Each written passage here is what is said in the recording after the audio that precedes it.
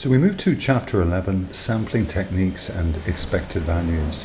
For me, this particular chapter sort of sits in two parts. In the first instance, these techniques, the various types of techniques for taking samples, is very much rote learning.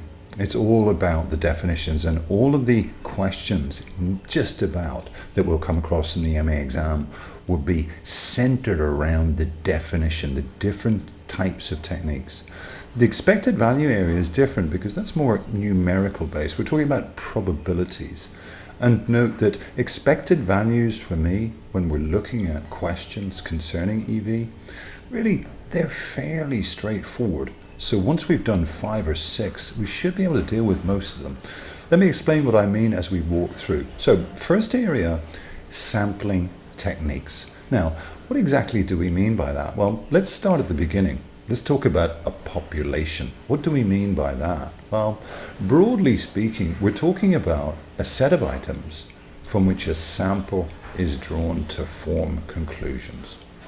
Outside of that, certainly, we could obviously draw conclusions from examining the whole population, but obviously that takes time and is often unmanageable and impractical. So in essence, I guess this chapter and this area of sampling techniques is down to, time-saving methods to obtain information and data to form decisions. So what are the various techniques? Well, we'll walk through them in a second. Let's take a look at a sample. What do we mean by a sample? Well, in essence, a subset of items really taken from that population, which is analyzed in some way, shape or form. And really with that sample, what we're looking to do is to form conclusions about the whole population. Are we going to get it perfect? Are we going to get it exactly right? Not necessarily, but we can make informed decisions. So really, ideally, without studying every single item, a sample, if taken correctly in the right way, should give us or allow us to form an idea as to the population. Okay, so let's start with just random sampling. Let's define it. Really, what we're saying there is really that any item, let's say even any person, has an equal chance of being selected. We're talking about, let's say, the whole population. I'm just going to choose 100 people. That is clearly random sampling. If we move from there to talk about systematic sampling. Now remember what I said, the definitions are important.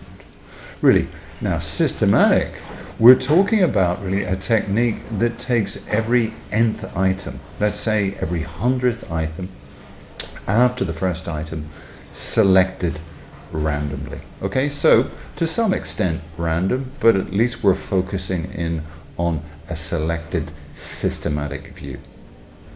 Let's move from there. Next item, stratified sampling. So it seems to me in one sense we're sort of going from zero to hero in one sense, aren't we? Because really we're getting more and more specific in terms of choosing items from this population, as it were, whatever the population is. So stratified sampling is used when the population, i.e. the whole population, is divided into different strata. So for strata, just think groups. So maybe if we're talking about the population of a particular country, let's divide it into men and women. And from them, a random sample is taken from each group. So that's stratified sampling. Let's move from there. Multi-stage sampling. Now this is similar to what we've seen before. Really what we're talking about here is we have a large population, perhaps a country, let's say. Let's divide it into different areas. Let's say north, south, east, and west. Now note that the main difference between multi-stage and stratified sampling is that all stages are randomized in multi-stage sampling. Okay, let's move on to the next one, quota sampling. Again, the terminology is a little bit tricky. What we're talking about here is really dividing the population, again, into different groups with interviewers, and then questioning a particular proportion or quota of people in each group. Okay, so that's quota sampling. Next area, cluster sampling. Again, does what it says in the tin. So again, we're going to divide it into small groups, i.e. clusters, and then randomly select one cluster and interviewing, note, the entire population of that chosen cluster. Okay? So, in essence, in that area of sampling, as I said from the off, it's very much about the definitions and doing the questions. It's not complicated. And really, for us, and for me, certainly getting those questions right, just based on a little bit of rote learning, is what we've got to do. So here's the more important section here for me, expected values. Now, as you would have thought, and as I mentioned, really talking about probability here, a technique. So really, what do we mean by probability? Well, really, the likelihood of an event quantified between 0 and 1. In other words, the certainty that something would happen. It's got a 70% chance, it's got a 30% chance, etc., etc.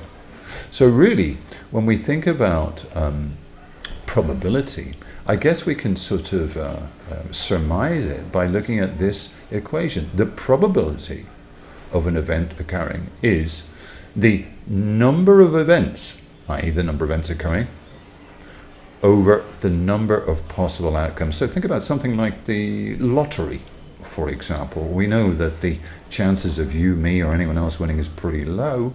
You know, the number of events, low. Over the possible outcomes, quite a few. So that's probability. So how does that tie in with EV or expected values? Well, really what we're talking about with EV is really the weighted arithmetic mean of possible outcomes. Now, if that doesn't mean anything to you, hold on 1 minute and let me open this up.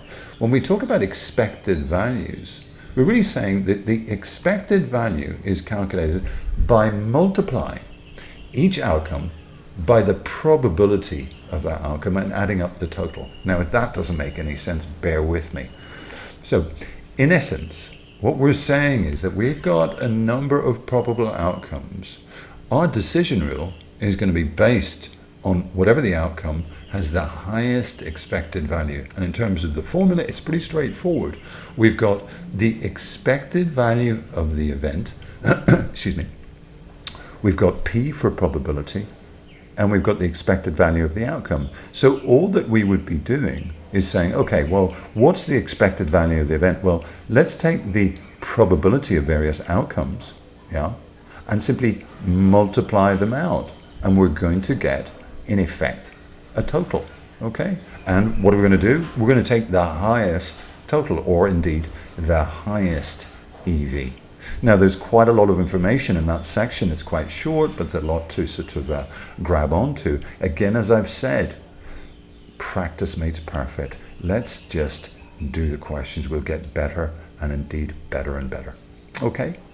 So that's chapter 11, sampling techniques and expected values. I hope that that made sense to you and that your studies are going well. Thank you for listening to me.